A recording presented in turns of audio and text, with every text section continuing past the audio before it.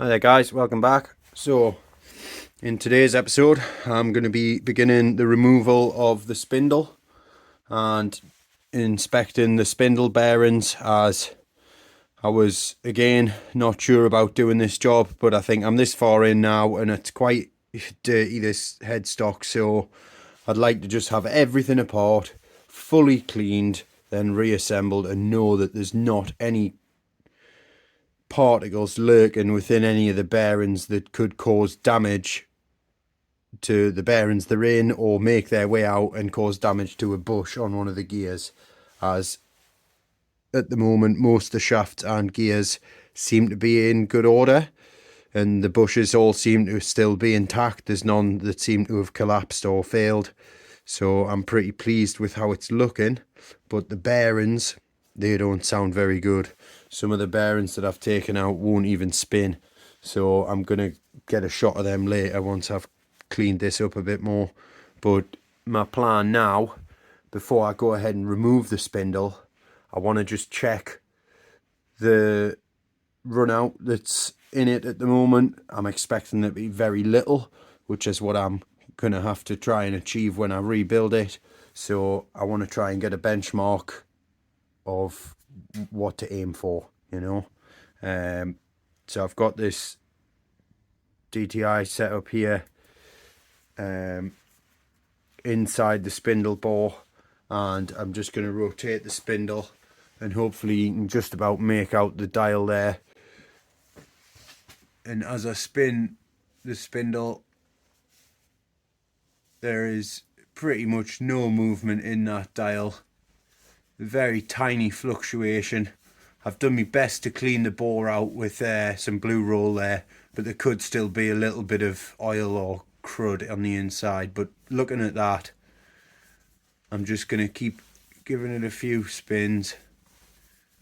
It's running very true, so that gives me hope that this spindle is in good condition and hasn't been crushed too severely, if at all. So the next procedure I'd like to perform is to test the actual end play. So now I'm going to be testing the horizontal run out there. So I'll just swap this DTI round and come back to it. So I've now got this dial test indicator on the surface of the spindle face here. That is the flattest, as the internal smaller face here, the register where the taper is, that's quite beaten up on the face of there, and it's a very small gap around the head of those Allen bolts, so I'm not going to be able to get an accurate enough reading off that face here.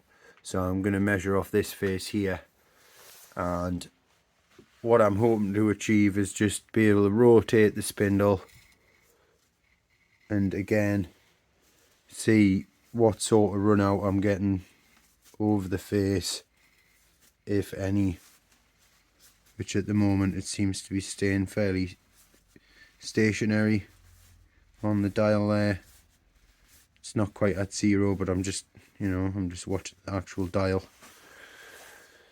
So then what I'm going to try and do is I can try and get it to sit at zero.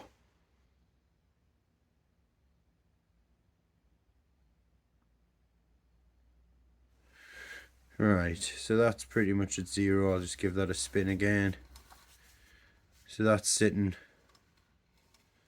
going below again. I think this mount isn't the strongest mount, to be fair. It's a bit floppy. It's not the perfect setup for this.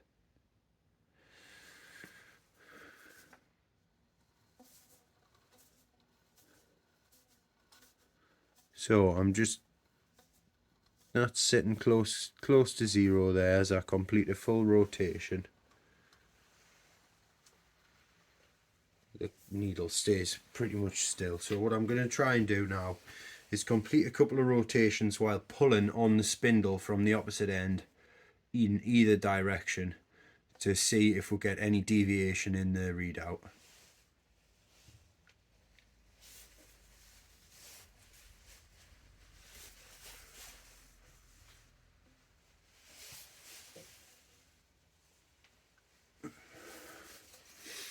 So we're sitting just below 0 there, and that's pulling the spindle in towards the headstock.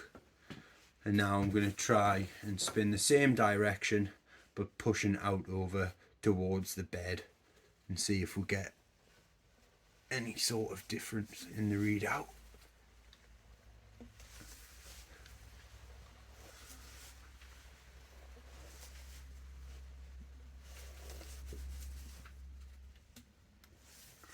And I would say I'm pushing harder than I was able to pull there, and the needle is just to say moving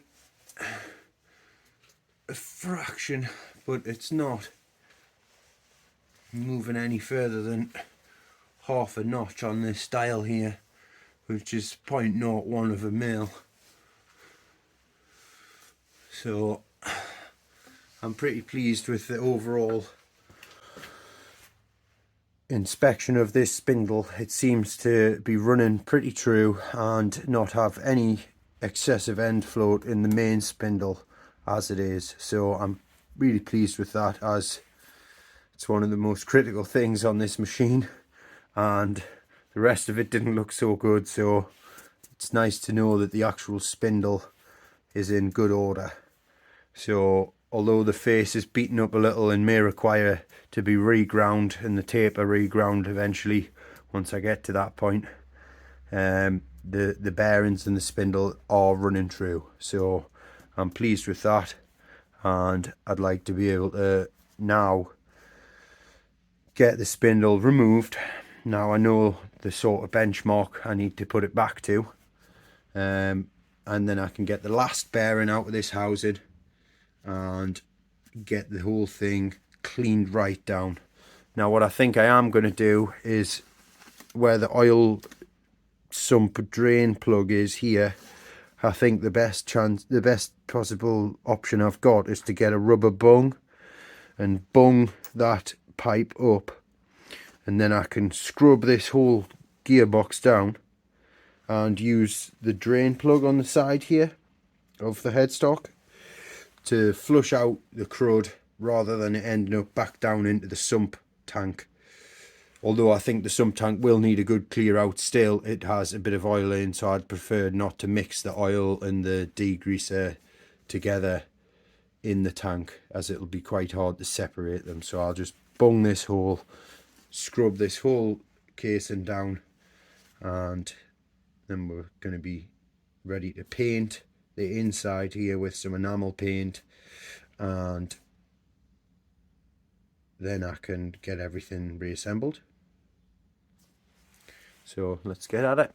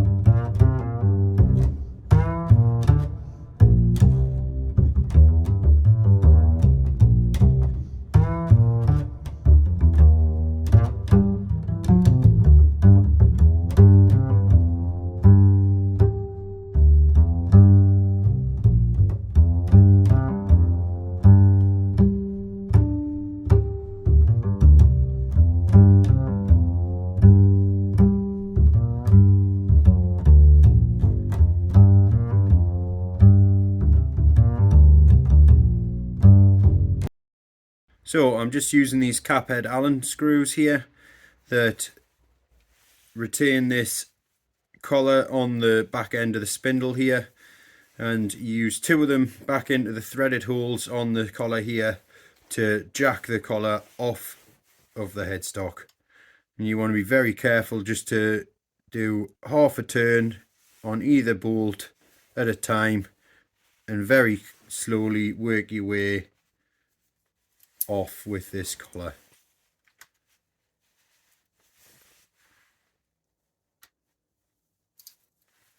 As you can see, I'm using the Allen key long ways here, so I can't put too much excessive torque on the bolts. Just seeing how the gasket's going to separate. It looks like it's prying away at the bottom, but this top half here is still just connected. But it is starting to lose its bond now, so really pleased with how that's coming off.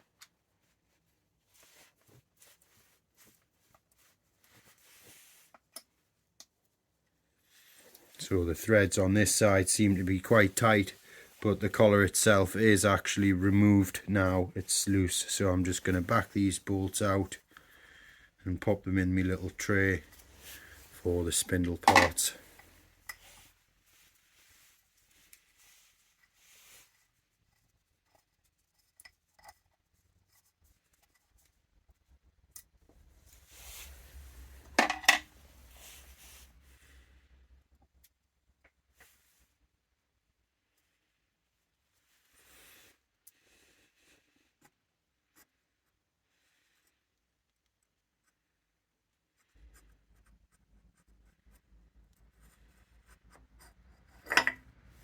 So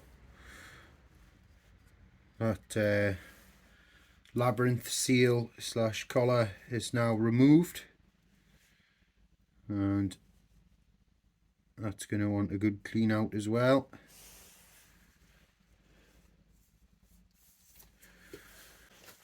Get a better shot of the spindle. So with this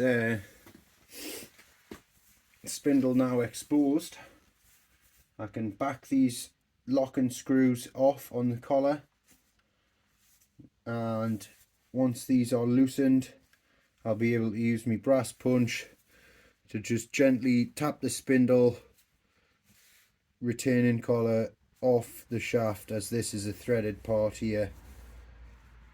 Remove this collar, and it looks like I'm going to have to scrape this gasket off here as well to gain access to another set of Allen head bolts that are retaining the opposite side bearing, or the back side of this bearing, in place. So I'm just going to see about loosening these first and see what the shaft does, what the spindle does.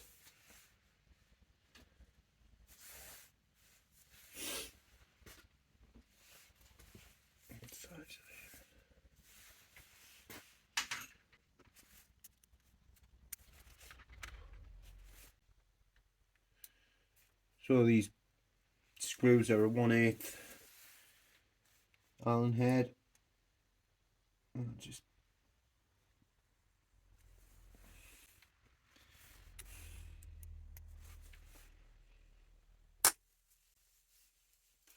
so they were quite snug to begin with there, so have to make sure when I reassemble everything that these two go back together and get nipped up nice and snug.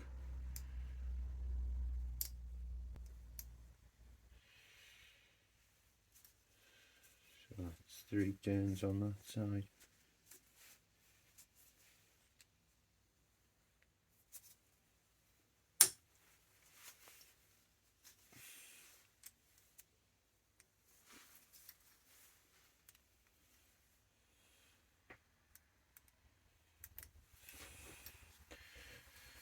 So both those locking screws now seem backed off and loose. And I suspect this collar is going to need a little bit of a tap to get it started.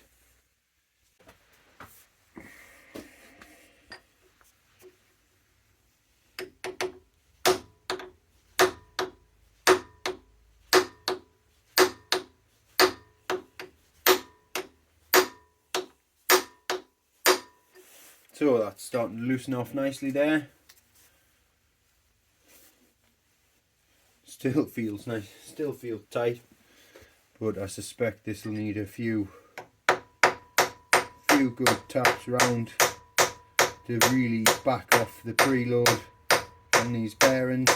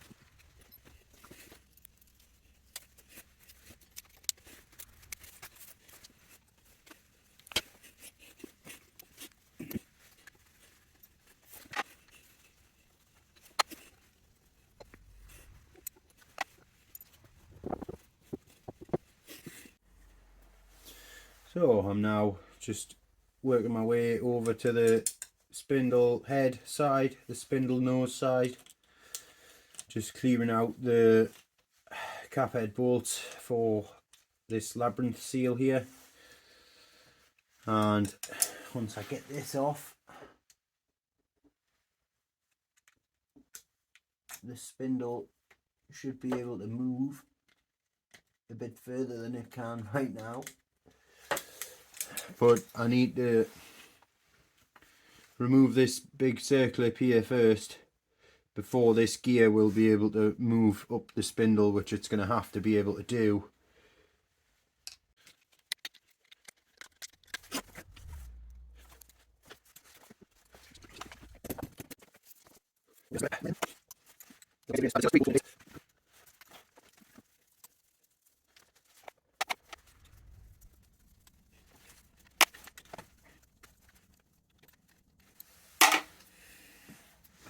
So that's all the hold down bolts removed from that labyrinth seal now, and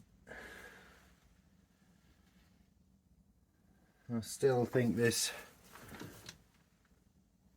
circlip must be removed before this gear can come off this shaft.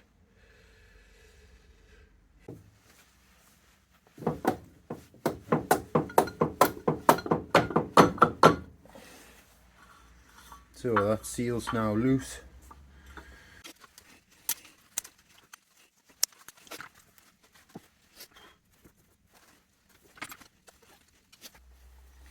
So I'm just now slowly backing this gear off the splined section of the shaft, and we should be able to work these gears out, hopefully with a little bit of persuasion.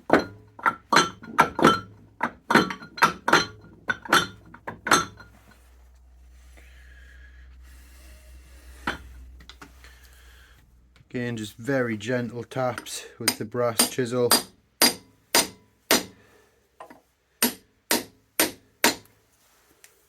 Just making sure not to hit hard on anything.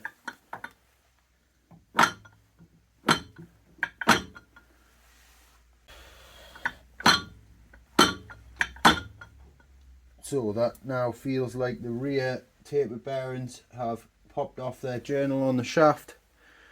So I'm going to be very careful to slide these off and not disturb the shaft's position. Get these bearings put aside and ready to be cleaned off.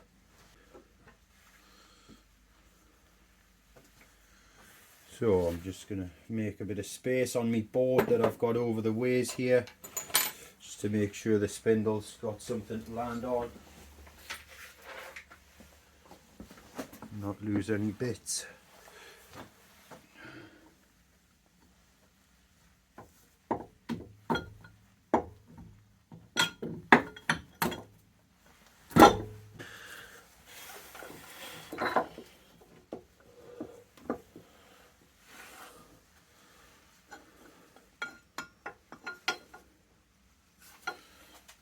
So we've got another retaining circlip on the shaft here, but I need to get some fabric in to where the spindle bearing race is to protect it.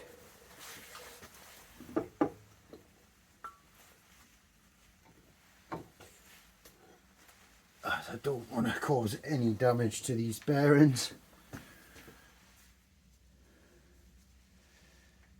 They feel very good, to be honest. Smooth as anything. That's brilliant. So next up, gotta get this next big circlip off, which is a bit of a pain because the pliers I've got just don't have a big enough nose.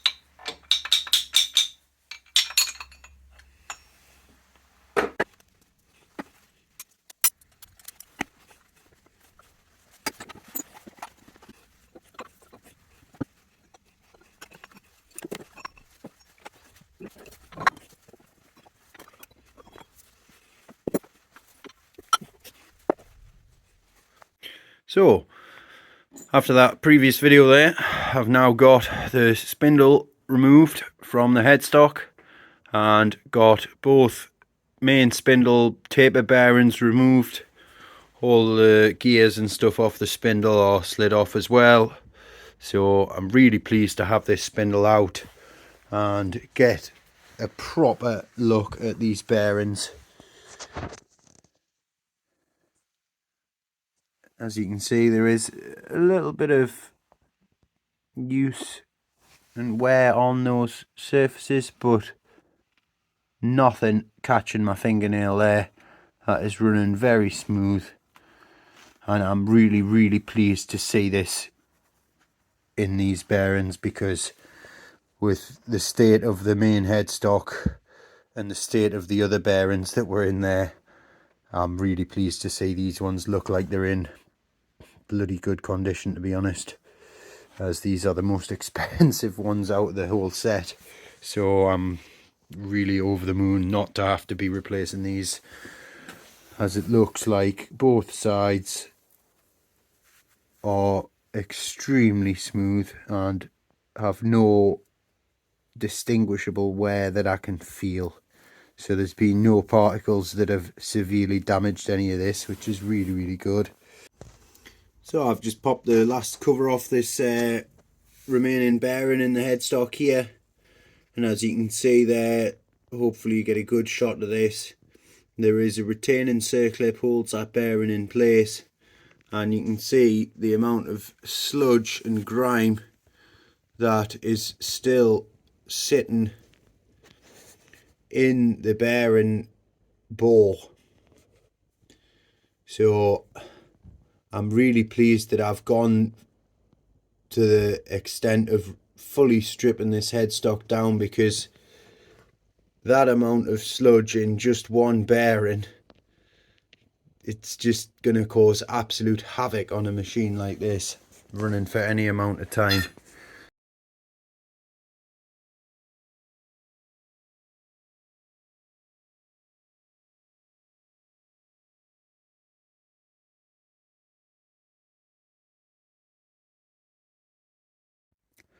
So with all the shafts now removed from this headstock, I have just quickly removed the drain plug from the bottom of the casting there and installed an elbow with some 15mm compression fittings and an isolator valve there to act as my drain point once I've scrubbed out this headstock.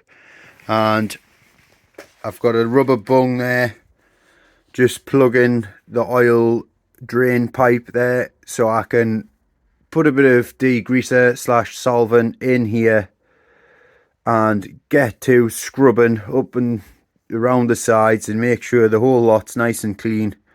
And then it's not going to be going back into the oil tank, and I can just drain this with ease into a container.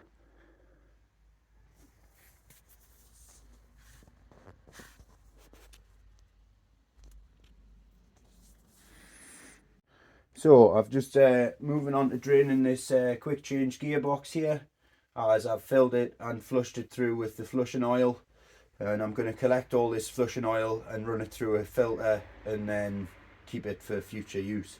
So I've just backed off the tapered plug here, and I've made this little funnel out of some PVC piping, and I'm just going to try and get that loosened off now. It's probably not actually loose enough.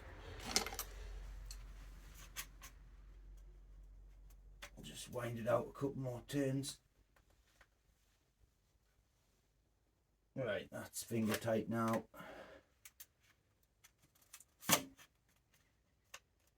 And then once I get this drained out, I'm going to be changing it out to a isolator valve to be able to drain this without having the hassle of having the plug in the end here.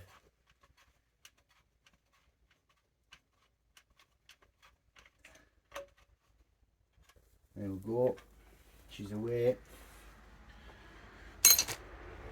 But that's really nice being able to see all the grime coming out the gearbox there on the white pipework. So that flushing stuff has definitely worked, bringing all the sediment out the gearbox with it. And then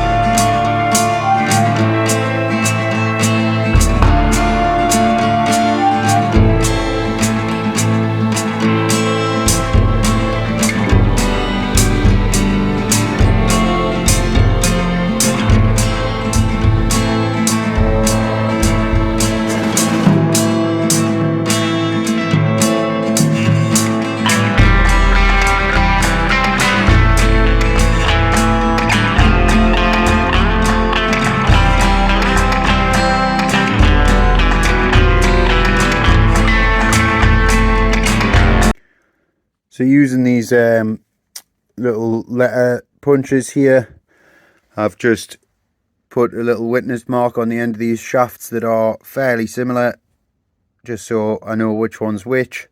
And obviously you can work it out from the diagram and the features on each shaft, but it's just nice and easy to have them labelled, and it'll do no harm for the future if anyone else pulls this apart. So yeah, really happy with how those have turned out. It's going to make the reassembly process a lot easier. So I'm just going to give you a little look at this bearing diagram here on this page for the counter shafts and the replacement bearing codes. At first I was a bit unsure as to how to pull these codes from the page, as on some of the diagrams the bearings are listed with a part number, like here, but that part number doesn't actually correlate to the index on the rear of the book. So what you've got to do is you've got to look for the smaller numbers in brackets, and then those give the actual bearing codes. Like here we've got an 02884, and if I pull you to the back where the index is on the first page here, 02884, that gives you all the bearing codes for the different bearings in the headstock. So it also gives you the belts there for the different variants of the machine, and this one needs the A74 and the A32, I believe. So with those bearings now kind of sussed, I have already ordered a selection of them. I've managed to order 7 of them, and then that was before I figured out the codes in the manual. So I've got another 3 coming, and that's 10 bearings to go in the headstock, and that's all the bearings on the shafts. But I still need to have a look at sourcing the needle bearings that are inside this clutch here and inside a couple of the other idler gears, because I think those would also benefit from being changed. So hopefully that's helped you guys out if you also have the manual and are struggling to get your head through it. It's not too bad once you give it a good read. Now there's the oil seal codes and the sizes for the oil seals for the shafts as well. So I'm going to get those ordered, and we'll come back once we get all the parts together and be able to get this set reassembled.